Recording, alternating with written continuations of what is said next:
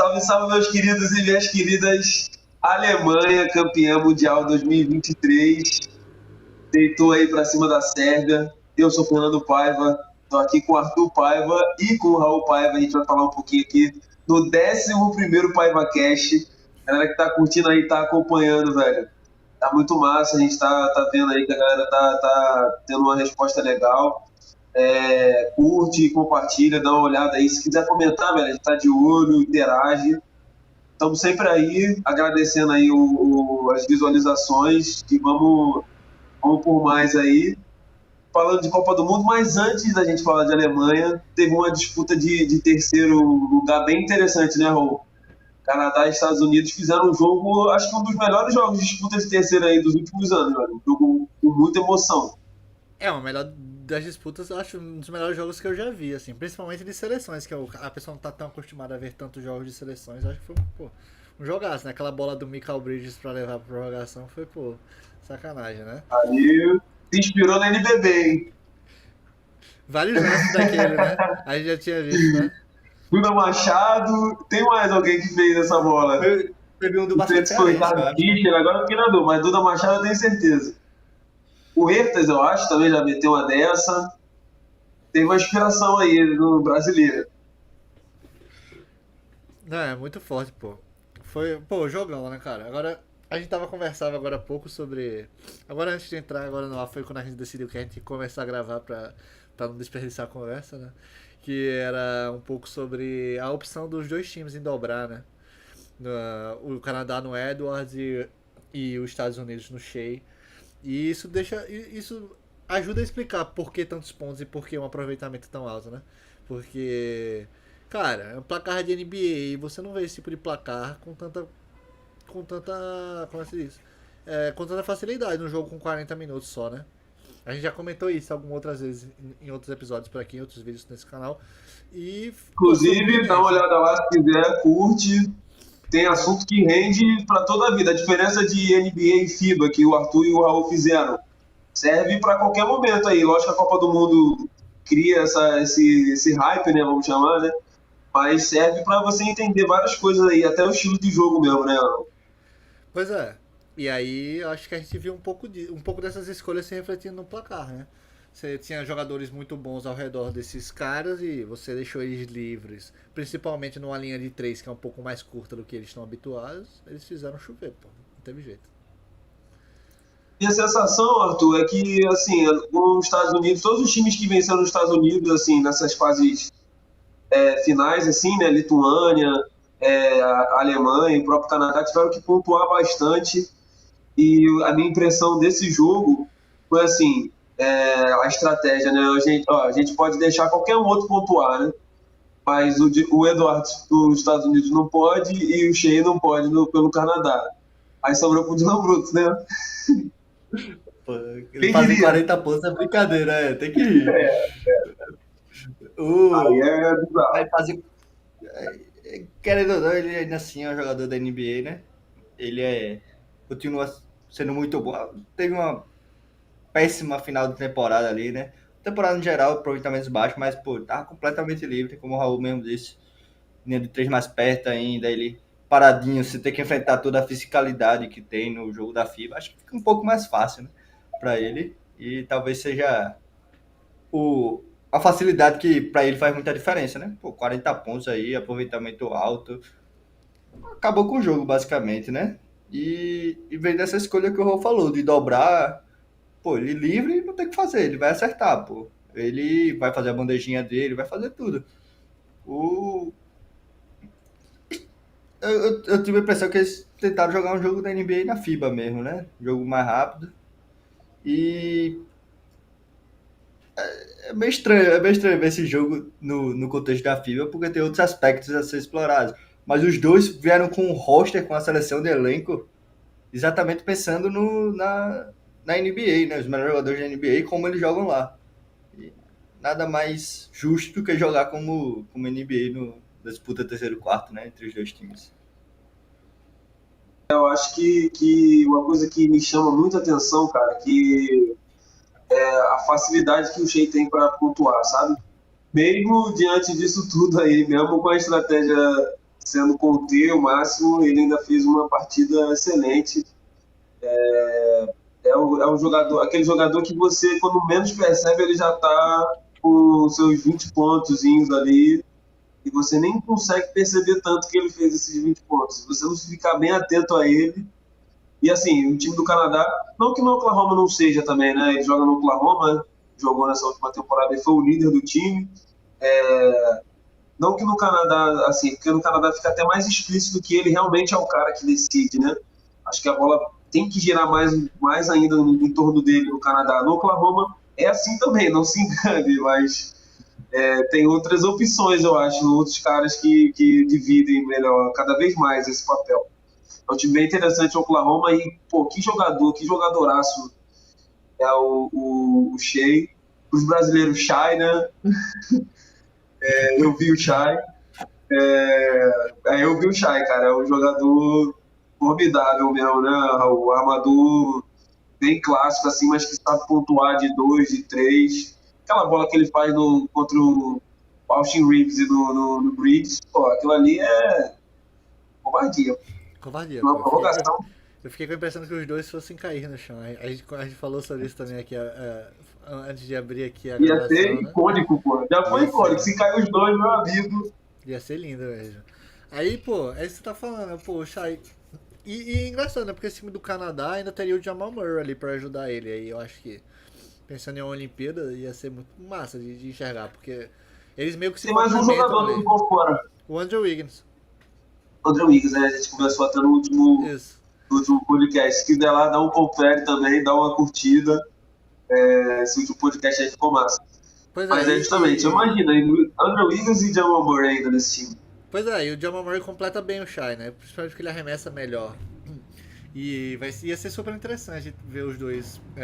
Acho que vai ser super interessante quando isso acontecer, tomara aqui nas Olimpíadas. E, bom, a gente falava também no podcast passado um pouco sobre será que o Canadá vai entrar no jogo dos Estados Unidos. E os piores momentos do Canadá foi quando ele entrou nos Estados Unidos, no jogo dos Estados Unidos, completamente, né? O Canadá levava um jogo numa velocidade mais rápida do que a gente está acostumado, que o basquete FIBA mas não tão rápida quanto os Estados Unidos. Quando os Estados Unidos conseguia transformar o jogo em um contra-ataque eterno, os Estados Unidos tirou as duas diferenças. O jogo todo eu fiquei esperando o Canadá abrir 17, 18 pontos, né? E aí eu acho que o máximo que eu lembro foram 12 pontos e tal. E aí os Estados Unidos vinha com essa correria e começava. O Austin Reeves matou muita bola no último quarto. E o Anthony Edwards também fez uma boa segunda. Pontos, se eu não me engano, 20 pontos que ele marcou. Ao todo, né? Pois é. Ainda teve aquela bola do Michael Bridges no final, né? Ele erra o lance livre, pega o próprio rebote e arremessa de 3. Realmente. Agora, um ponto que eu queria levantar aqui, que o Arthur trouxe os dados antes da gravação também, aqui na conversa antes, foi o Jaren Jackson Jr., né? Com média de 3 rebotes por jogo. Cara, é um negócio realmente... Quem olha assim se assusta. E a primeira impressão nossa também foi se assustar. Mas vale a pena lembrar que o Jaren Jackson Jr. é uma pessoa conhecida por ter um rebote ruim. Tanto é que é por isso que ele não joga de pivô no Memphis Grizzlies. E tanto é que o pivô é um ótimo reboteiro. O pivô é conhecido por pegar rebote. Fez muita falta nos playoffs, né? Pois é. Muita falta. Pois é. E o Jaren Jackson Jr. é uma pessoa que tem um rating de rebote lá bem baixo. A média do Jaren Jackson nunca passa de 8,5 na temporada. Então, tipo, já era claro, assim. Eu não entendi por que o Steve Kerr não se preocupou mais com isso, né?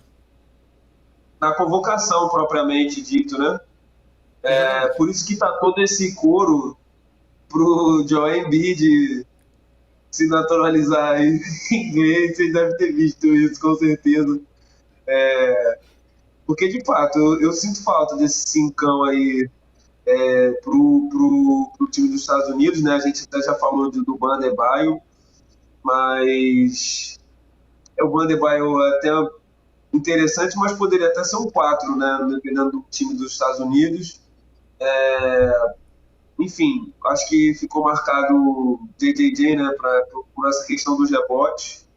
É um jogador que também tem problema de falta, já é bem comum, a gente inclusive passou por isso no Mundial também. Isso aí já complica também por ele ter um bom número de rebotes. também vira uma bola de neve, né? Então, acho que ele ainda pode ter outras chances, porque ainda é bem jovem, né? Ele faz parte do time do Memphis, né? Que também, no geral, é um time bem jovem ali, que é liderado pelo Jamoran, enfim. Mas, como a gente já até falou aqui, né? O Brandon Ingram foi um cara que realmente decepcionou aí. Acho que é a grande decepção do que se esperava dele nessa seleção, pelo papel que ele tem no time dele, né? No Pelicans, né? Então, fica marcado para mim. E eu acho que, voltando a falar, porque não tem como não falar do Shea ainda, eu acho que o Shea se estabelece mesmo como um dos grandes jogadores aí da atualidade,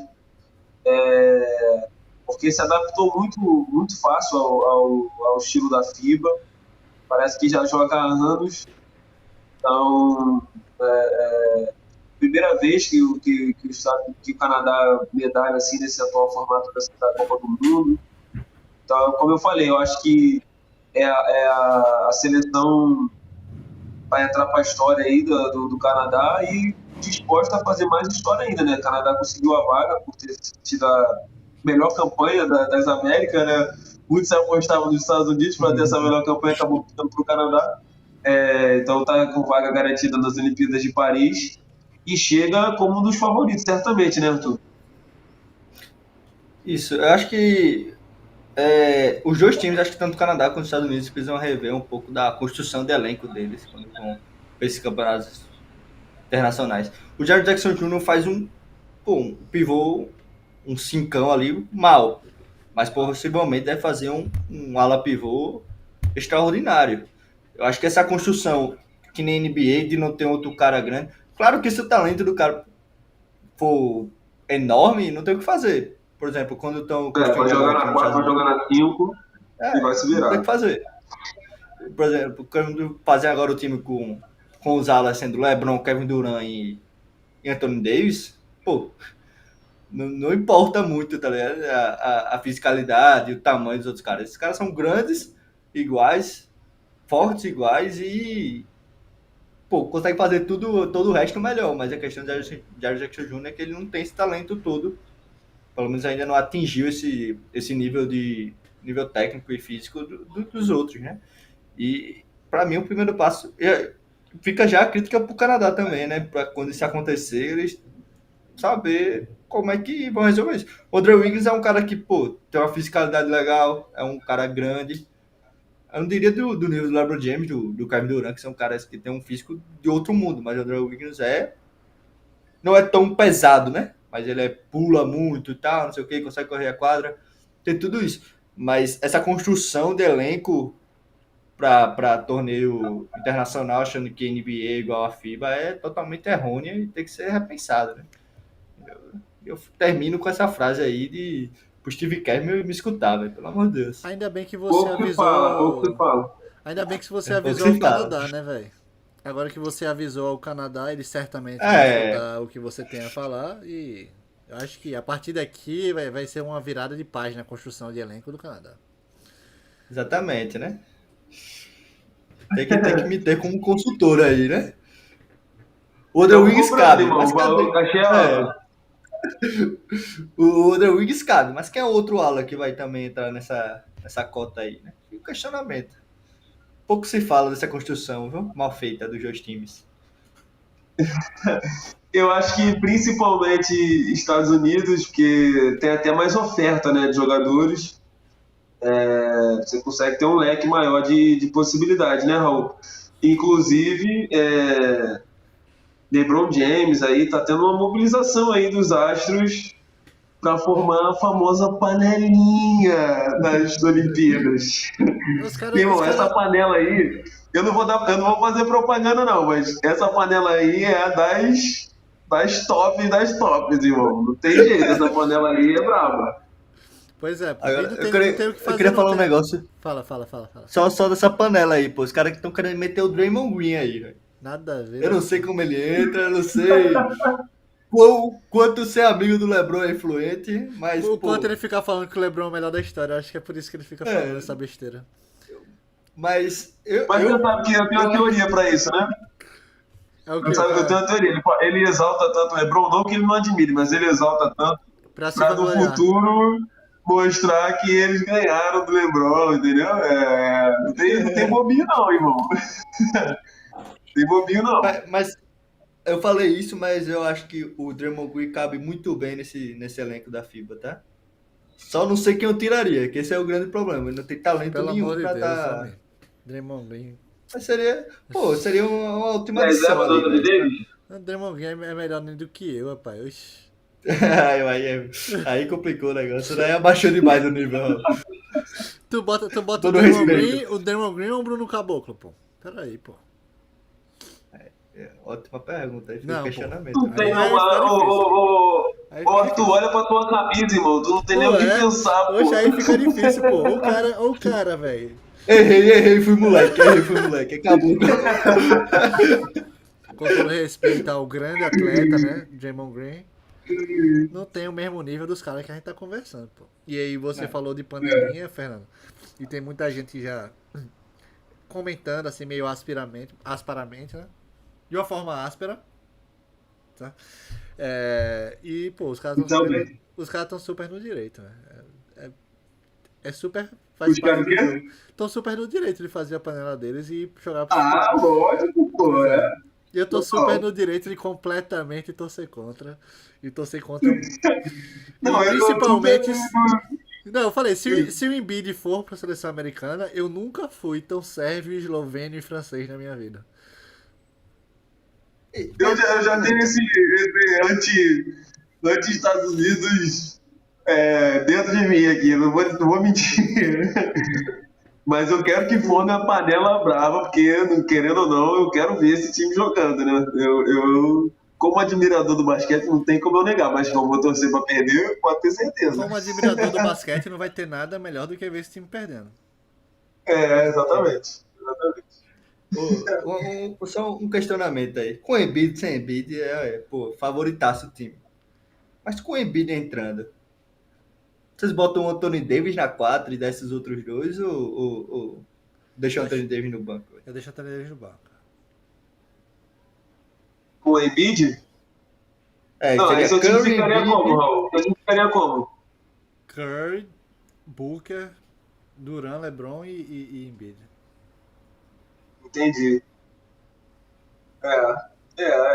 Pensando que o Booker realmente é o melhor dois para esse time. Mas eu não sei se o Booker tem a moral para ser o titular ainda, sabe? Talvez até lá, essa temporada ele pode dizer muita coisa. Isso é esporte profissional, pelo amor de Deus. Que papos de moral são essas, pô? Você vive no mundo eu do acho- Raul, pô. Eu acho que existe Tá o caso do bom, Anthony eu Davis. vou tirar o Devin Booker para colocar o LeBron James e Kevin Durant e Anthony Davis e Embiid. Pô, eu acho que existe um Beleza. caso muito melhor do AD ser titular em cima do Embiid na FIBA.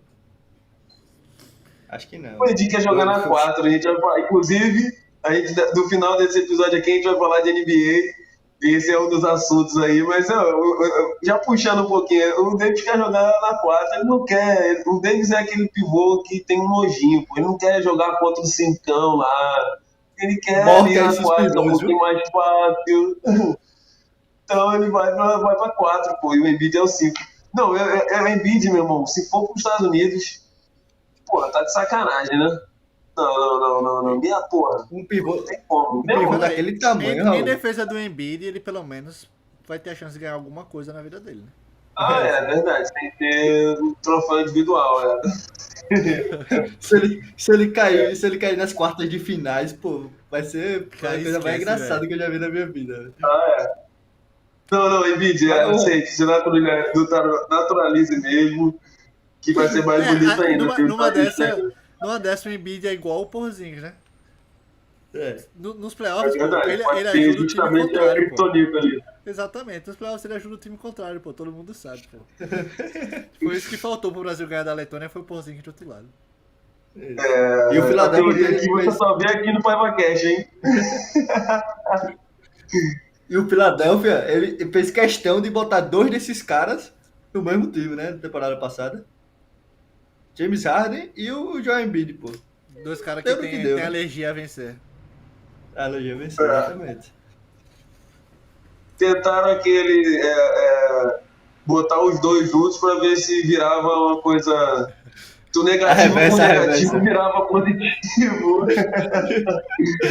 Como diz a matemática. Que aqui também tem matemática, hein? É que tem. Aqui ninguém nos para mais. Fechamos Estados Unidos e Canadá. Eu acho que Eu sim. acho que foi um belíssimo jogo e foi um jogo para deixar ainda mais animado a final, né, entre Alemanha e Sérvia, que também foi um jogaço. A Alemanha se sagrou campeã ali, como eu falei no início do podcast. Assim, time, assim, poucos jogadores da NBA, mas jogadores que sabem realmente desempenhar ali uma função. E acho que o grande detalhe da Alemanha, até para não passar como tão favorito, apesar de ter feito uma campanha invicta, né? Vale ressaltar, né? Fez uma campanha invicta a Alemanha, mas a fase de grupos acho que não deu aquele punch, né? Vamos dizer assim, aquele empurrão maior, né? Porque o Franz Wagner entrou ao longo do final ali da segunda fase, né? Então, com a adição do Franz Wagner ali foi meio que cachou a luva, né? Que jogador é o Franz Wagner também, pelo amor de Deus, hein? Jogadoraço. Eu acho ele o melhor jogador, inclusive, do time. Assim. É porque o Schroeder fez um campeonato absurdo, pô, irretocável. Você achou ele o melhor jogador da Copa do Mundo? O MVP da Copa do Mundo? Pô, é porque é isso que você falou, ele não jogou todos os jogos, né? Justamente, Machucou um Eu pouco. também fiquei com essa sensação. Eita.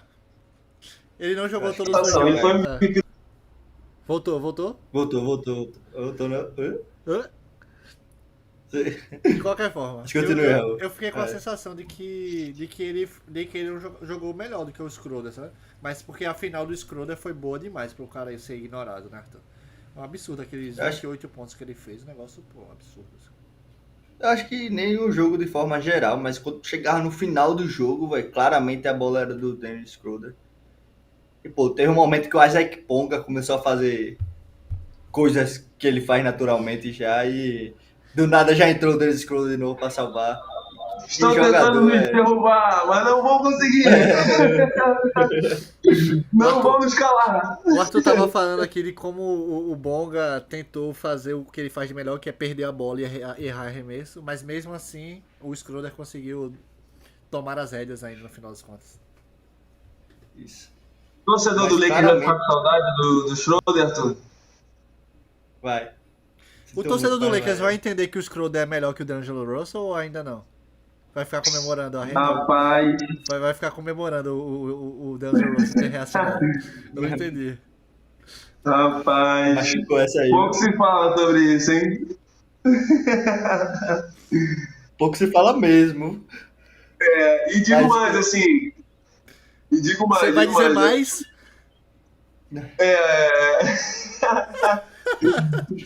Vou dizer mais do que pouco se fala. Assim, é um jogador que a gente vê um protagonismo ofensivo, né? Que na NBA ele nem tem tanto, mas ele também é um excelente defensor na NBA, né? Eu acho que ele consegue se readaptar ao estilo e cumprir um excelente papel ali na NBA também. Um excelente jogador, assim, para mim o melhor jogador da Alemanha, assim como o Raul falou, é o Franz Wagner, mas o Schroeder tá ali bem perto, porque ele foi um jogadoraço ali nessa Copa. Só teve um jogo que ele foi bem, bem abaixo, que, se eu não me engano, vou buscar aqui qual foi o jogo, mas acho que foi o segundo da segunda fase. Eu lembro, ele Mas chutou a tipo Alemanha 4 venceu, né? A Alemanha terminou de maneira invicta.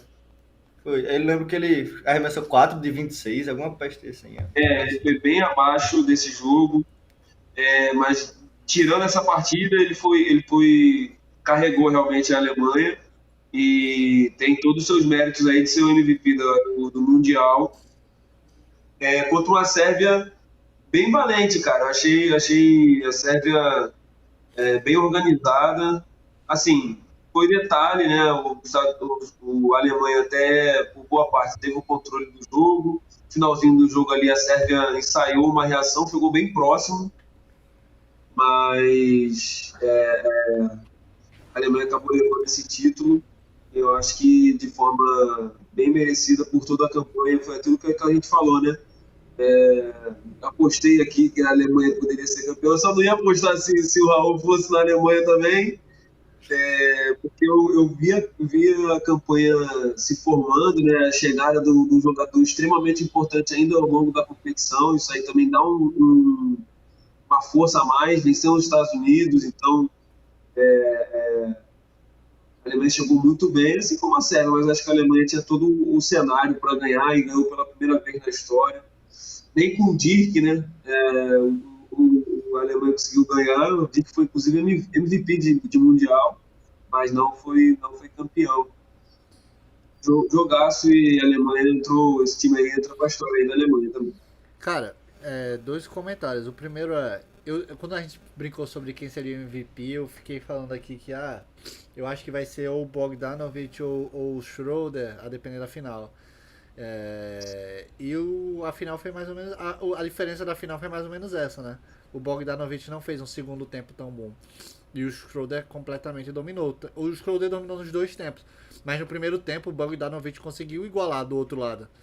E aí a Sérvia no segundo tempo, o Bogdanovic não foi tão bem. E aí acabou abrindo a Alemanha. Ainda que no final, foi o que você falou, a Sérvia chegou a ficar 2 pontos só de distância. Enfim, foi um bom jogo também. Outra coisa que eu queria destacar aqui sobre o Dennis Schroeder, eu fui conferir certinho aqui enquanto meus companheiros falavam, só pra ter a certeza, mas o Dennis Schroeder tem uma temporada de 18 pontos, uma temporada de 19,5 e outra temporada de 18 pontos na vida, na NBA. Na NBA, pô. Então, tipo... Ainda desempenhou um papel defensivo muito bom. Pois é, então, tipo, eu acho que... Porque ele teve anos muito ruins, né? Depois que ele não aceitou aquele contrato do Lakers, eu acho que foi do Lakers. Eu não lembro, acho que foi, né? O Lakers tinha oferecido um contrato bom pra ele, mas ele achou que merecia mais. E aí foi Saiu e voltou, né? Saiu e não conseguiu, tipo, jogar em lugar nenhum. E aí ele jogou um Eurobasket bem pela Alemanha.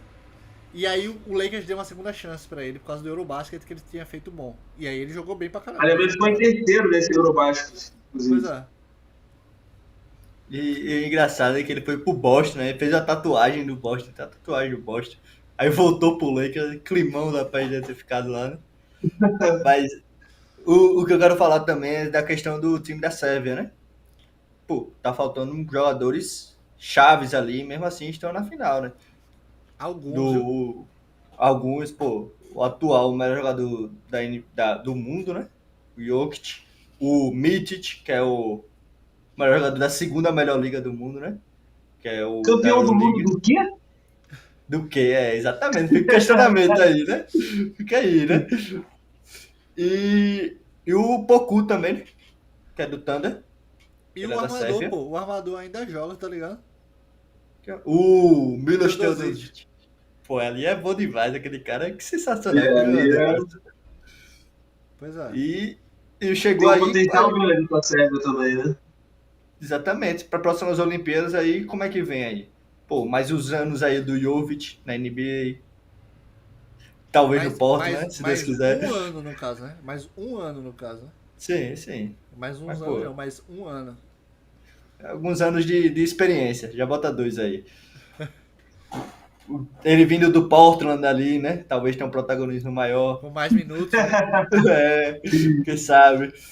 E o Jokic... Eu esqueci de falar. A gente esqueceu também. É um nome que passa meio batido, mas esse time do Canadá ainda conta com Shandon Sharp. Verdade. Que é o calouro do Portland, que jogou super bem. Forte ele, viu? Pois é. É muito bom. Vale a informação. Aqui tem informação. Claro que muitas coisas podem acontecer aí ao longo dos anos. Esses jogadores que a gente citou que podem vir à seleção, claro que pode ter alguma fatalidade com eles, né? De algum se machucar, não poder jogar, algo do tipo. Ou não querer. Mas não querer também. Tem que querer, né? Tem que querer. Tem que querer jogar. Mas, pô, mudando no contexto FIBA, não é só os Estados Unidos que se reforça, né? Esses outros times, outras seleções que também vêm contando com outros jogadores para fortalecer. Não, é uma frase meio canalha. Essa é uma frase meio canalha, essa daí. O fato é um fato. Os dois times estão se reforçando. Então, né? Um É, tá se entendeu? reforçando, tá tendo 12 reforços. 12 reforços. Não, 11zinho, o Antônio Porque o Adams pode Antônio entrar vai. aí. Claro que vai. O melhor jogador desse time não tem jeito. Mas, pô, não tem comparação nos reforços, claro, mas obviamente ajuda bastante ter o MVP da Euroliga e da NBA, né? No mesmo time. Ah, vai ser Além do Poku, viu? Pouco se fala do Poku aí. E Jovic, é um quinteto legal, pô. O É um Mitch, quinteto grande, viu? isso é verdade. É um quinteto... E E ainda versátil tem também. o 4 que mete bola lá, que jogou no Miami há muito tempo. Belichica. Sim, sim. Ele. Belítica. Muito tempo não, aquela praga foi embora rápido. Não, jogou há muito tempo, não. Faz um tempo que jogou no Miami, né? Faz 2 anos, É, aquela ok. praga da peste. Mas ele é um bom jogador, inclusive. Deixando claro. E, pô, na FIBA ele deve ajudar demais, pô. Porque ele é grande e mete bola. Então, bicho. Só não quer correr ele. Mas de Ele resto. nunca quer correr. Mas aí o Teodosic segura o jogo pra ele, não tem problema. O Teodosito com 37 anos. Amigo, o Teodosic com 72, mano. Armador daquele. Mas enfim, a Olimpíada vem forte ano que vem. Espero que todos entrem nas suas seleções e que a gente tenha um campeonato ainda mais bonito do que foi esse, né? E eu espero que o ouvinte esteja aqui conosco também acompanhando. Sim, sim. Por favor, né? Verdade. E estaremos lá, tentaram nos calar, mas não vão conseguir. Não vou conseguir, Rogério. Jamais. Canalhas! A expectativa é que todo mundo aí vá completo, né, para as Olimpíadas. Tem muito jogador aí que potencializa, né, várias seleções aí que não foram. A própria França, né, que a gente deu uma apostada aí boa na Olimpíada, tem potencial aí para ir bem mais forte também, mais do que já é. O Batum, né, eu falei aqui campeões do mundo do quê, né, aquela expressão esqueci o nome dele agora, do atletismo. O Noah Lyles. Isso, ele falou, né, da questão do título da NBA representar seu título World Champion, né, campeões do mundo. O Batum, de brincadeira, no Twitter disse, Batum, jogador da França, né, parabéns, campeões do planeta Terra. Deu aquela alfinetada. Não tem aquela moral toda para alfinetar, né, mas não perdeu a chance. Achei bem interessante os Estados Unidos nem medalhou nessa Copa que ficou tão emblemática por conta dessa situação aí. O Jokic acabou sendo vice-campeão mundial e campeão mundial no mesma temporada como Sérgio, como jogador do Denver. Mó doideira esse. Campeão mundial dos Estados Unidos, segundo o Noah Lyles. Isso aí, campeão mundial dos Estados Unidos. Que título. Mas o que realmente importa é se ele foi campeão dos cavalos lá, né? Na corrida. Pra ele. Exatamente. Ei, peraí, um trato pessoal aqui, um dado pessoal. Quando eu era jovem, a criança Raul disputava com a criança Arthur e com o adulto Henrique, nosso pai, campeonato mundial de Uno. Que deixa registrado. Era assim que a gente chamava e eu ganhei em números.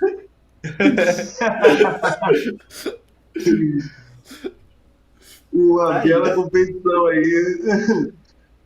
Imagino que bem disputada. Geralmente Arthur acabava com falou o muita Arthur Sérgio coisa, não. chorando. Acho que o Arthur não levava tanta vantagem, não.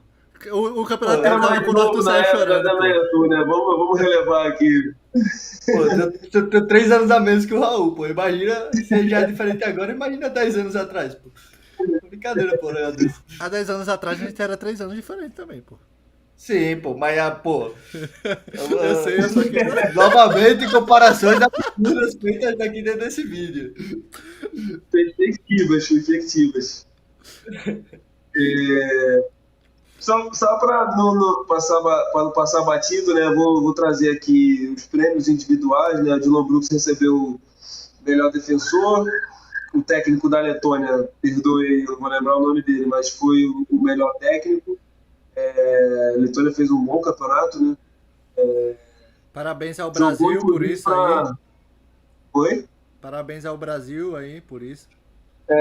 Tem uma contribuição brasileira, francesa, teve algumas contribuições aí. É, o Letônia, com essa campanha, é provável que ela suba um nível no ranking e entre no pré-olímpico em outro pote, né? Um pote mais. Acho que ela estaria no pote 4, agora ela vai pro pote 3. E aí ela tende a pegar um grupo mais Acessível. menos caótico, né? Menos forte por conta disso, né? Seguindo aqui com os prêmios, né? Falei que o Franz Wagner foi o MVP da final, o Schroeder foi o MVP da competição. De seleção, o primeiro quinteto foi só assim, é bom até destacar, né? Não é nem quinteto, né? São realmente os 5 melhores da competição. Não prioriza a posição, é só o jogador mesmo. Então você vai ver todos os armadores, né? Edwards, Shea, Luka Doncic. Luka Doncic, inclusive, foi o único que não participou ali. Desculpa, o único que não participou ali das semifinais e finais, né? Das disputas finais ali, que tá figurando entre o primeiro time. Foi o Cestinha também, né? Da Copa Machucado. do Mundo, né? Depois você assistiu na É? Copa do Mundo machucado, pô. Foi o Cestinha na Copa do Mundo, é verdade. Ainda saiu essa notícia aí que ele tá. Eu só não olhei se ele se machucou durante a competição ou se ele já começou machucado. Isso eu fiquei na dúvida. Foi durante, Mas ele mesmo jogou, ele assim, jogou nunca Doncic, machucado. né, cara? Nunca Doncic.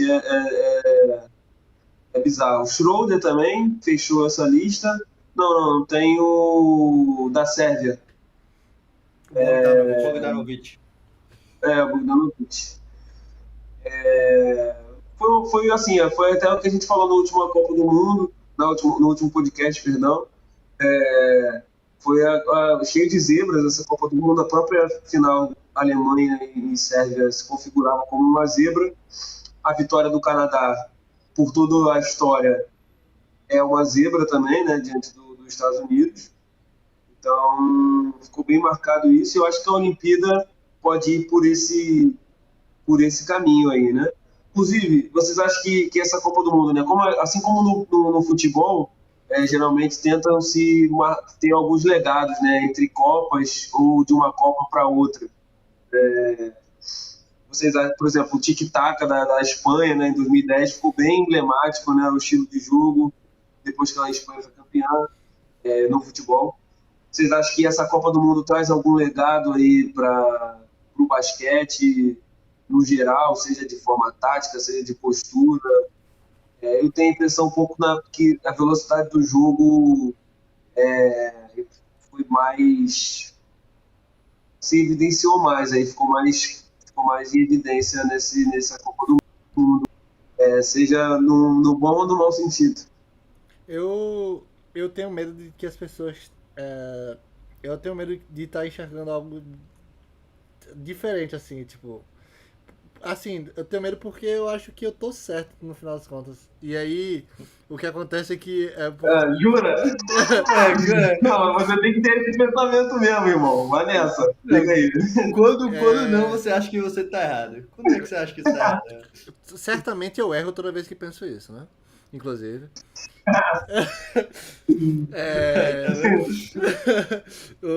Eu acho que a melhor lição da Copa é o jogo coletivo, eu acho. Eu fiquei com essa impressão. Até a disputa entre Canadá e Estados Unidos foi vencido pelo time mais coletivo entre os dois, que era o Canadá. Apesar de ser dois times pouco coletivos. Mas trazendo isso pro basquete da NBA, que a gente acompanha também, é uma lição que a última temporada, ou que as últimas temporadas vem ensinando, mas que a última ensinou muito, é que ataque estagnado é muito mais fácil de marcar. E que o basquete moderno caminha pra punir ataque estagnado, tá ligado? É muito mais fácil e os caras treinam contra a constante movimentação. Então eu acho que o principal legado dessa Copa do Mundo é isso, cara. Se você tá fazendo um time a partir de hoje pra jogar basquete competitivo, é sempre com motion, sabe? É sempre com tomada de decisão dos jogadores, com várias opções para os jogadores fazerem ao longo da jogada, sabe? Eu acho, foi essa a impressão que eu tive. Eu acho que tem mais a ver com isso, sobre dividir mais a bola. Mesmo que você tenha um atleta que faça 30 pontos, mesmo que o Schroeder faça 28, o jogo no geral é coletivo. A bola chega pra ele. A bola não para com ele no começo do ataque, sabe? A bola gira e volta pra ele num momento melhor, numa situação melhor, sabe? Eu acho que eu ficaria com essa lição. Eu acho que eu vou ficar com algo parecido com o do Raul, que acho que é essa questão tática aí e de jogadas. Eu acho que a NBA se encheu tanto de atletas rápidos, altos e fortes e atléticos e tudo, que eu acho que tá todo mundo basicamente ali no seu. Claro que tem suas exceções, tem seu Zion Williams, mas eu acho que veio de algo de muito tempo, pô, quando apareceu um alarmador de 2 metros pulando pra cacete, que nem foi o Michael Jordan, a galera começou a se preocupar com isso, mas a partir do momento que todo mundo tá no mesmo físico ali, não tem mais como tirar vantagem no X1 tão claramente assim. São poucos jogadores que tiram mesmo na técnica, ou nos atributos ali, né? Pô, um desses jogadores é o Luka Doncic, ele não tem um físico tão aprimorado assim, mas ele consegue tirar os jogadores. Mas é muito raro esses talentos assim. E Cheio da outra, e a vida, né? maneira E o puxei, Edwards, né? exatamente. Acho que eram uns 3 nesse campeonato mundial que fizeram Isso. isso. Isso são caras que têm um físico bastante avantajado, pô. Mas, pô, quantos jogadores da NBA tem de 2 metros que pulam que são rápidos, são altos? Pô, deve ter mais de 200 jogadores da NBA que são assim. Tem que tirar vantagem de algum jeito. E talvez os técnicos da NBA tenham visto como tirar essa vantagem aí nessa FIBA. Alguém teve que dar essa lição para eles, né? Mas eu acho que fica isso aí mesmo. Acho que a gente pode ver alguns times com um trabalho mais coletivo, parecido com o que é o San Antonio, né? O Golden State, o Sacramento, né? O Denver. São Isso. bons exemplos. Realmente. Até acho que essa é a essência mesmo do basquete FIBA. Mas o que eu vejo é essa velocidade do jogo muito mais alta, né?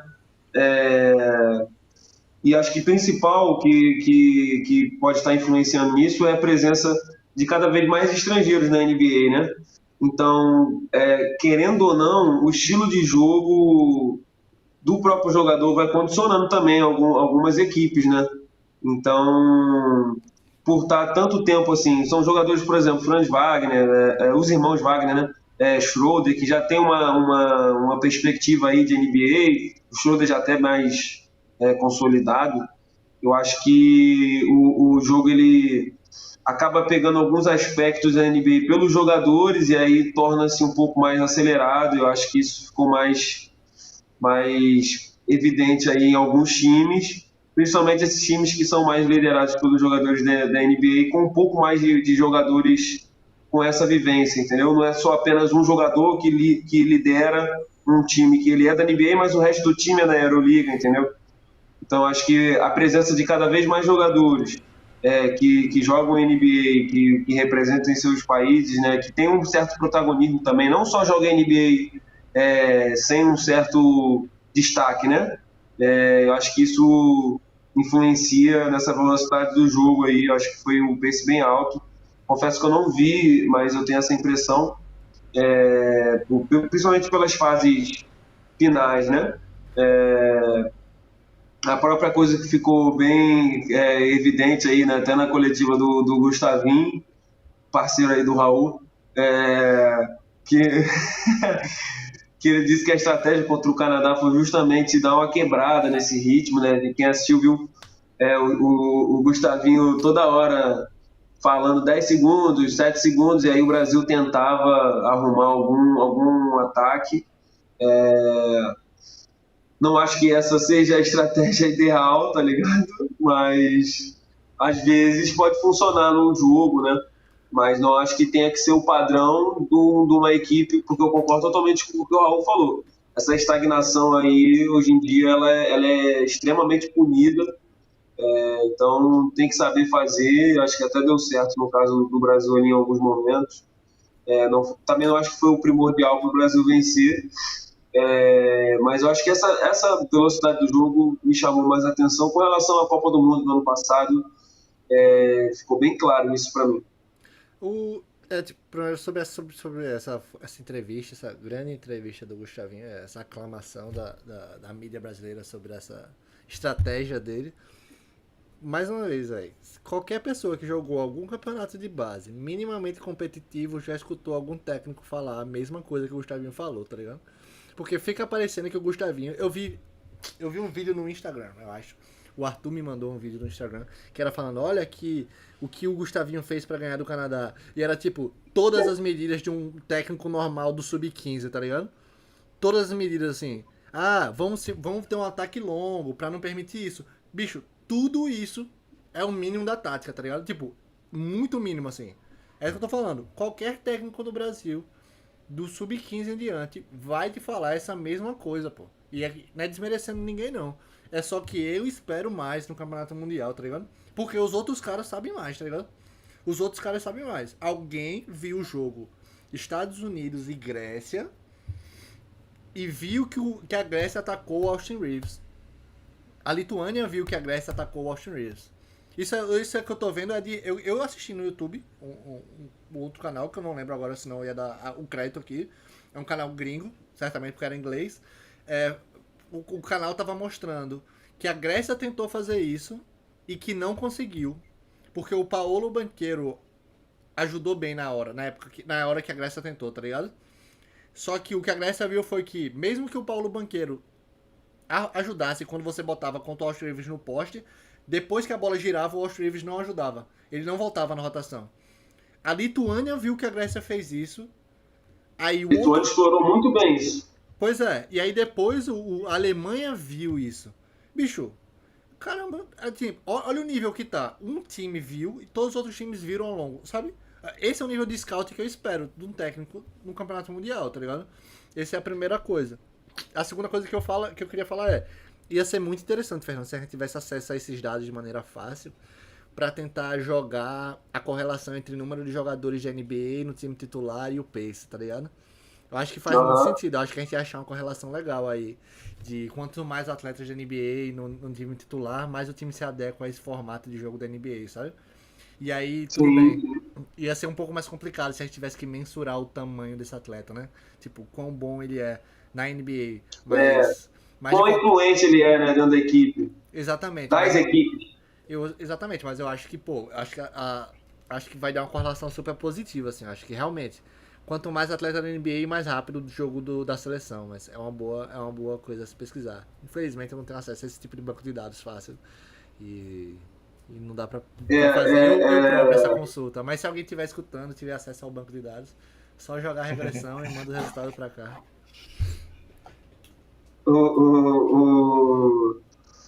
Fechamos Copa do Mundo? Por mim, sim. Fechamos Copa do Mundo, despedida aí da Copa do Mundo, né? Acho que... Arthur, você tem um recado para quem tá até aqui, né?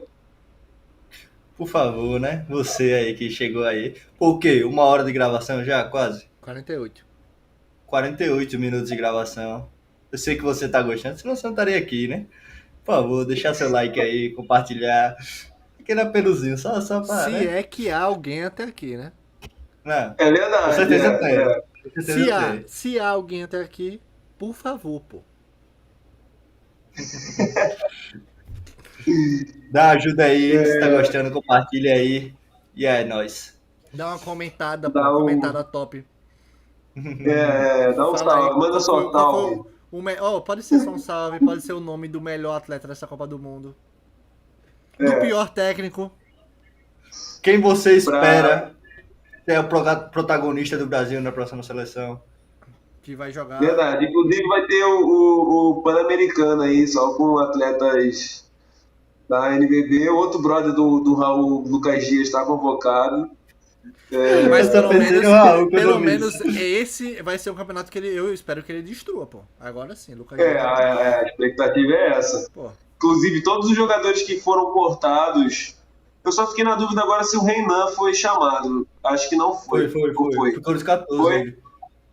Então todos que foram cortados estão na lista, que é o Márcio, o Jaú, estão na lista aqui do PAN, entre outros atletas de destaque aí, principalmente da NBB, né? O Didi foi? Didi tá. Scott Machado. Didi foi um dos que foi cortado, é verdade. Esqueci de falar do Didi, Scott Machado. Tem algumas figuras aí. É uma forte seleção, tá? Pan-americano. O Brasil vai com o Gustavo Leconte ao técnico. Não, E não tinha, assim a não tinha um outro gente. técnico, não. O técnico que foi cortado. O técnico que foi cortado não tava disponível, não. Tem o Elinho ali, né? Assistente técnico, né? Mas assim a gente se despede da Copa do Mundo. Foi legal fazer esse conteúdo. Foi até num momento onde a gente passou por uma dificuldade aí, técnica, estrutural, mas mesmo assim não nos calaram, nunca vão nos calar. Canalhas. E a gente fez um conteúdo aí legal de Copa do Mundo, dá para conferir ainda. Foi também o momento que a gente teve mais interação aí, entre aspas, né, de visualização, de impressão. Então, foi um assunto que estava à tona aí, a gente em voga, a gente estava atento, fizemos um conteúdo, até episódio perdido teve para essa Copa do Mundo, então é uma Copa que é até uma competição que marca bastante aqui o podcast, que de novo, assim, de impressão assim recente, assim que a gente já, assim que acontece, né, assim que já tem algum jogo, a gente vem aqui falar. Então foi uma experiência muito boa para a gente continuar nessa pegada aí, que o foco aqui é NBA, né? Você vê que a gente sempre tenta dar uma relação com a NBA, porque tem vários atletas na Copa do Mundo da NBA, e o foco é NBA. E a gente tem aqui algumas impressões aí, principalmente do Lakers, né? Agora já falando de NBA mesmo, dando esse próximo passo, valeu Copa do Mundo, tem a sua despedida aí, Foi sacramentada. bom enquanto durou, né?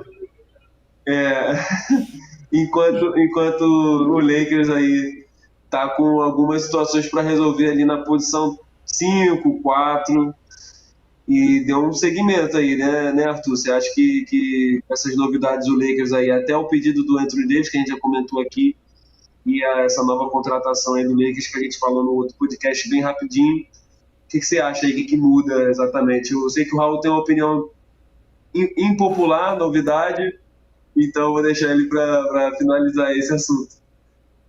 Eu acho que a gente já conversou disso, eu acho que eu e você, Fernando, já falou que provavelmente o Antônio Davis ia jogar na 4, a gente não sabe como, não sabia como, mas que eles iam arranjar um pivô, seja o Jackson Hayes ou seja outro, que ia jogar e conseguiram o Christian Wood, que é um bom jogador, e botar o Austin Rivers na 2, o LeBron na 3, né? O D'Angelo Russell na 1, Anthony Davis e Jackson Hayes.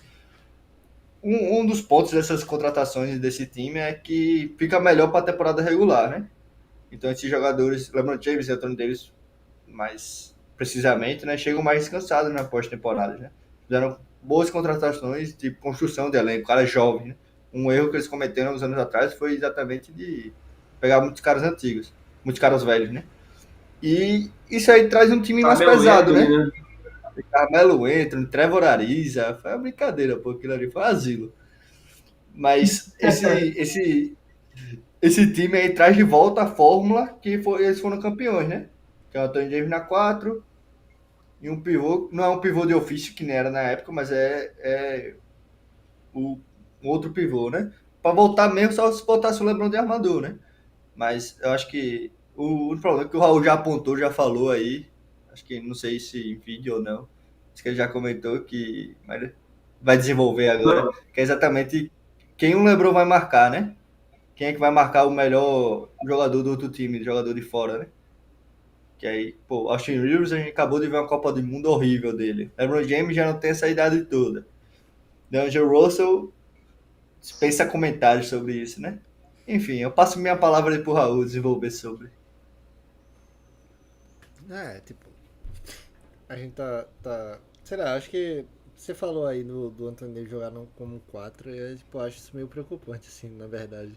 Primeiro porque ele joga melhor como 5 e depois se ele vai jogar na 4 e quem vai jogar na 5? Tipo, Jackson Hayes. É esse o nome que você vai botar na titular do Lakers. Christian Wood, pô. Pronto, esse é o nome que eu queria chegar. Christian Wood, pô. Christian Wood tem uma grande probabilidade de não entrar na rotação dos playoffs, né? Eu sei que você teve um bom ponto aí sobre chegar os caras descansados, de ajudar os caras, principalmente quando o LeBron e o Anthony Davis estiverem fora, principalmente no ataque, o Christian Wood é um atacante versátil lá na posição 5, mas o Christian Wood defende muito mal, tá ligado? Ele defende mal, velho. E bicho, não tem como ser pivô e defender mal nos playoffs não, tá ligado?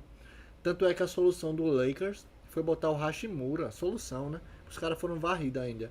Mas foi botar o Hashimura em cima do Jokic. Quem é que vai ficar em cima do Jokic, por exemplo? O Christian Wood, tipo, não tem chance disso acontecer, tá ligado?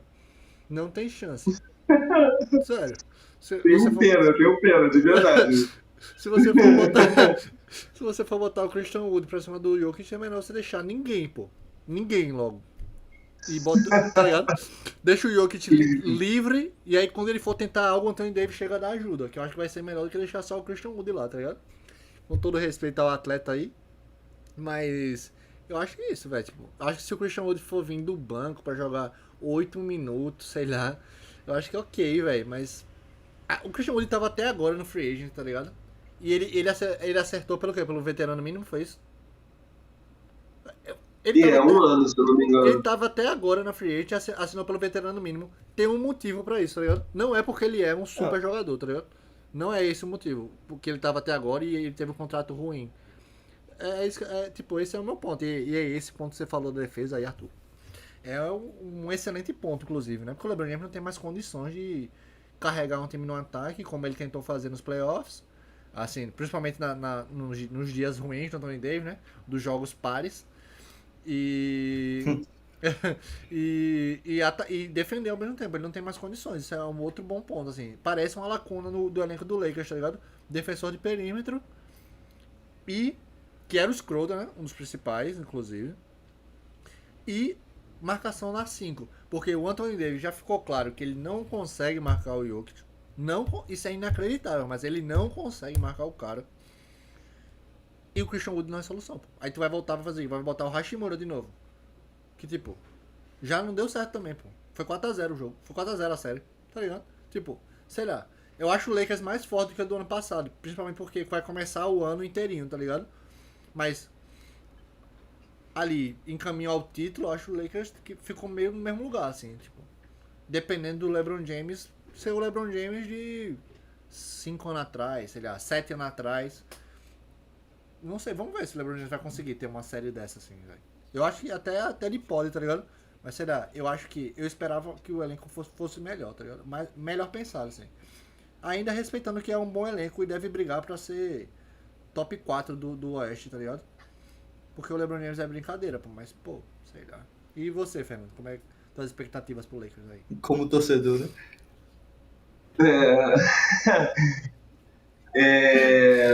Cara, eu acho que o principal ponto segue sendo o mesmo do ano passado. Acho que a saúde de LeBron James e Anthony Davis define a temporada do Lakers.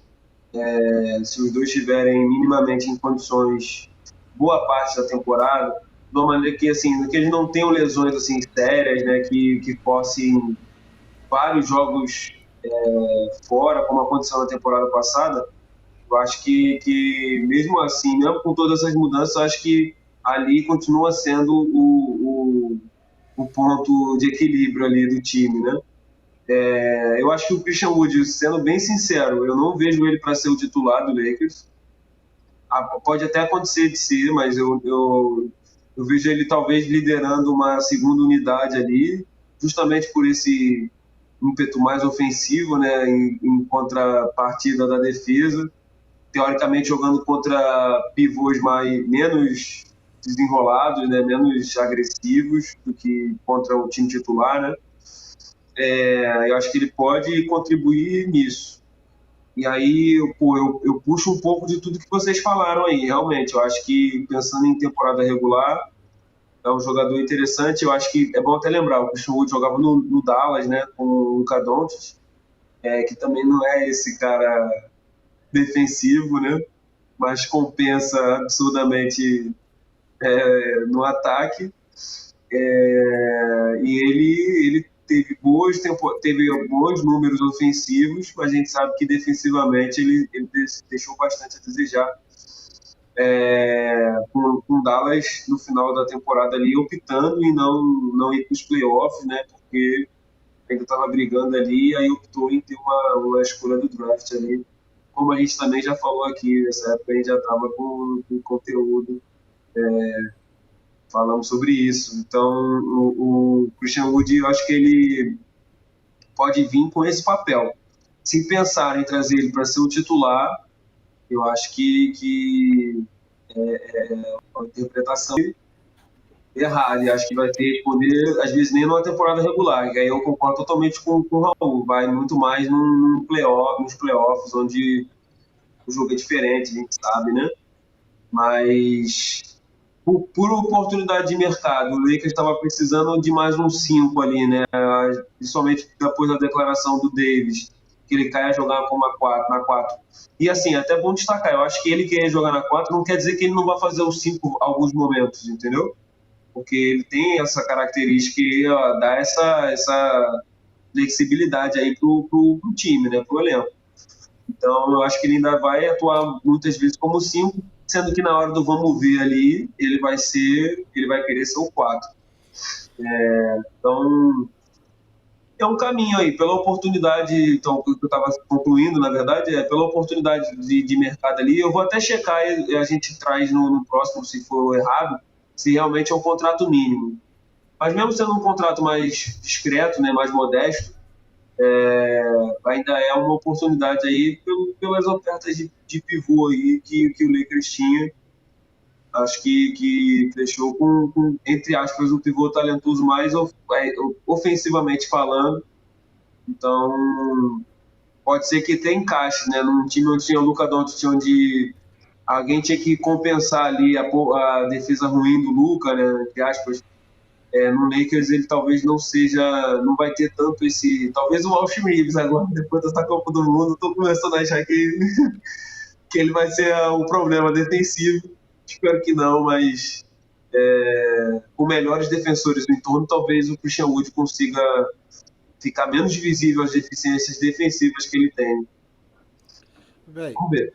eu acho esse um bom ponto aí, talvez o esquema do Lakers possa ajudar em comparação, porque ele jogou muitos anos, ele jogou no Houston e no Dallas, né? São dois times que também não ajudavam muito ele, não protegiam muito ele. Tudo bem que ele é o pivô, ele deveria proteger os outros, mas é isso, né? Na medida do possível ele pode ser ajudado, principalmente pelo Anthony Davis. E agora, tipo, alguns outros pontos que ele tem uma cabeça meio ruim. Ele deu tipo, muito trabalho, tanto em Dallas quanto no Houston. Acho que tudo bem, vai jogar com o LeBron James, né? Não sei, não acho que isso vai ser problema, mas sei lá, vale a pena ficar de olho nessa informação. E outro ponto que eu queria trazer era que o Anthony Davis vai jogar como 4, mas ele só tem uma temporada que ele arremessou bem de 3 na vida, que foi lá na bolha na NBA, tá ligado? Então, tipo, ele não é um arremessador ruim, não, de 3. Ele só não é um arremessador bom, tá ligado? Ele é um arremessador bem medíocre, pô, na NBA. Então, tipo, assim, vai jogar como 4 e não vai arremessar de 3, ou vai arremessar pouco de 3. Não sei se vale a pena você ter o LeBron James no time e o seu 4 ser assim, tá ligado? Não sei se é esse o caminho. Tipo, o Miami Heat percebeu que esse não era o caminho há 10 anos atrás, tá ligado? Eu não sei o que... Bom, enfim, me parece um erro, mas botando isso em perspectiva, vocês botariam o Lakers como favorito contra algum desses times que eu vou falar? Tipo, Denver, Phoenix, Memphis. Vocês botariam ele contra algum time desses favorito? Talvez Memphis, cara. Talvez Memphis, e assim, considerando. Eu acho que o grande ponto do Memphis, é um bom ponto que você está trazendo aí.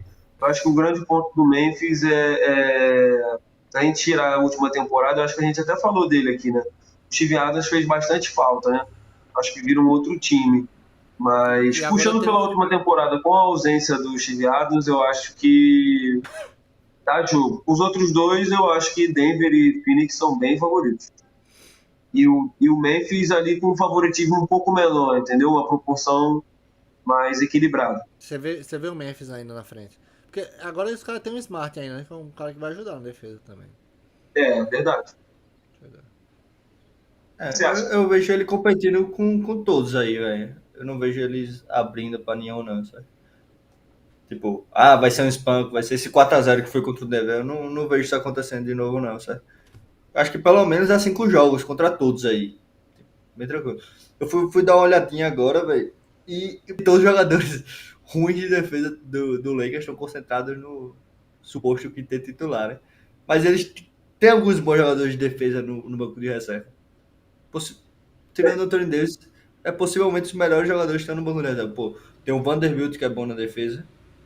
Não joga nos Hashimura é playoffs. bom na defesa. Não entra nos playoffs, né? Vamos ser honestos. Não. Vanderbilt não entra nos playoffs. Eu acho Deixando que claro. tem um lugar ali, Ele principalmente não com... conseguiu.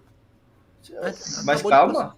Pode ser que ele deu uma evoluída, né? E outra, com o trabalho da off-season, pô, pode ser que eles consigam projetar ele em alguns lugares que eles possam contribuir, entendeu? No playoffs. Eu acho que o trabalho de off-season aí, o Ele trabalho teve um tático, papel importante ali contra o Golden State, até. A classificação do exatamente. Lakers contra o Golden State. E os próximos? No jogo contra o Denver, ele realmente não teve condição nenhuma para ele jogar. Acho que se tiver um Os cara outros para ele tá. marcar, os outros jogadores, Depois pô, a gente fala. tem o Taurean Prince, que é um bom marcador. Tem o Cam Reddish também, que pode vir a ser um bom marcador ali. E todos esses, pô, dependendo da dança ali dos armadores, podem entrar também no quinteto titular, certo? Pô, talvez se puxasse o Jackson Hayes para titular, o Christian Wood para reserva, junto com o DeAndre Russell. Aí ou botasse o Austin Rivers na 1, ou botasse até mesmo o Gabe Vincent na 1. O LeBron ama essa porra. O LeBron arma mesmo, Mas eu acho que talvez levar esse LeBron para 1, como o próprio Fernando falou agora, pode ser uma solução. O LeBron na 1 com o Cam Reddish, que arremessa bem, que pode vir a ser pode ser uma aposta no começo da temporada, pode ser uma solução. Claro que não existe time perfeito. Acho que todos têm sua falha, mas eu acho que tem jogadores ali para cobrir esse buraco aí e fazer uma boa temporada. Assim, tem vários jogadores diferentes, tem uma versatilidade legal do Lakers. Eu acho que é importante essa versatilidade nos playoffs. Você acha o Lakers mais forte que o Clippers e que o Golden State? O que o Golden State eu acho, velho. Tá. Eu não sei. O Clippers nunca se sabe qual time que vai chegar nos playoffs, né? Eu não tenho opinião formada, não. Foi só uma pergunta. Eu não tenho opinião formada. Pra mim, o Clippers nunca se sabe como vai chegar nos playoffs. Pô, o Clippers com o time inteiro é um timaço. Mas como é que vai chegar aí? Fica sempre um ponto de interrogação. Sempre tem um pé atrás. Se eu tivesse que apostar, eu apostaria no Lakers. Fica aí a reflexão. Outros... um eu acho melhor e o outro eu não sei porque como não vai chegar. E se chegar, eu não sei qual dos dois eu iria. Boa. Para fechar, acho que a gente falou bastante do Lakers. Vamos falar mais ainda ao longo das próximas semanas, do que for rolando aí. Mas a gente vai até fechar de uma maneira até melancólica, né? Com a notícia bem desagradável de se dar. Tô olhando ali aquele White House ali, aquela camisa 12 ali no cenário do Arthur. É justamente... Não, ao contrário. Eu tô ao contrário. Eita, cara. Aí, pai. Aí sim, hein? Dislexia, pô. O Houston, que até teve um bom sinal aí, né? Com o Dillon Brooks, né? Que vai jogar no Houston. A gente falou dele aí no início do podcast. O Houston Rockets recebeu a notícia bem desagradável aí de um dos seus principais jogadores, assim, jovens, né? Que não deixa de ser um time bem jovem ainda do Houston. O Kevin... Esqueci agora. Porter Jr. Kevin Porter Jr. foi preso em flagrante por agredir a namorada, ex-namorada, enfim. Uma situação bem lamentável. A gente tem um caso bem recente ainda, né, da NBA. Outro caso também que é recente é a questão do Ja Morant, né? Inclusive vem muito se falando sobre isso, se a punição vai ser menor que a do Ja Morant. A galera já vai puxando para esse lado. O Miles Bridges, né, que eu esqueci de falar do outro caso, também foi suspenso da NBA, não jogou temporada passada pelo New Orleans. Não, pelo Hornets. É Charlotte agora, você tá confundindo porque era New Orleans. Ele é o school.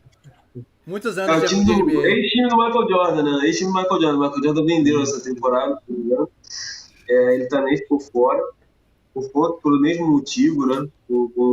Com agressão à ex-companheira. A gente lamenta muito, eu acho que até um pouco do que a gente falou aqui, na verdade, nem puxando por esse lado, acho que não vale a pena, mas a gente lamenta bastante que isso aconteça, cobra que as coisas sejam punidas devidamente, né? Que a NBA não passe pano para essa situação. Haja vista que foi assim, prisão em flagrante, tá, gente? Não é só uma investigação, não. Tem flagrante, tem todo um contexto. Então, a gente provavelmente é um jogador que o Houston inesperadamente não vai contar para essa temporada. Uma pena, né? Mas É uma pena pra mulher necessário. dele, né? É uma pena pra mulher dele, que É, teve que passar por isso na vida agora. O Houston também. Rockets eu acho que não perde muito não de se livrar desse maluco, tá ligado? Tipo, é um cara super problemático com várias coisas. Eu acho que isso daí, esse caso com a companheira dele, não tem caso mais maluco do que esse aí, né? E. Então, bicho, assim, eu acho que o Houston Rockets não perde muito não, velho. A única pessoa que eu lamento nessa história mesmo é a companheira dele que teve que passar por isso. Porque Houston Rockets, eu acho que tá muito bem sem ele. Vai ficar muito bem sem ele. Eu já era a favor que o Houston Rockets se livrasse dele. Se eu sou o GM do Houston Rockets, eu teria cortado ele. Tipo, antes de saber esse absurdo, tá ligado? Se eu fosse o GM do Houston Rockets, eu já tava querendo mandar ele pra fora. Porque ele atrapalha o time, tá ligado? Ele jogando basquete atrapalhava o time. Só jogava basquete. Não tô tirando a maluquice que ele fazia. Então, tipo, com isso agora, vai pra fora do Houston Rockets. Aí eu acho que o Houston Rockets não perde nada. Com certeza a companheira dele perdeu aí. E ele também, né? Responsável pelas próprias atitudes. Mas não é deixar de se lamentar que um cidadão, um adulto, tenha que passar por isso ao longo da vida. Um jogador profissional da NBA, com a vida ganha, né? Com tudo do bom e do melhor, passando por isso, né? Enfim, tomara que aí o problema da justiça lá Lamentável. norte-americana, que a justiça seja feita lá e que o nosso querido Kevin Porter Jr. aí consiga se tornar um cidadão mais decente a partir de agora, né? Tomara que agora, pelo menos, uma vez que já cometeu o erro, que ele não volte a cometer coisas parecidas, né? Exatamente, eu penso similar ao Raul, mas eu acho que essa situação toda aí já tinha traços disso acontecer.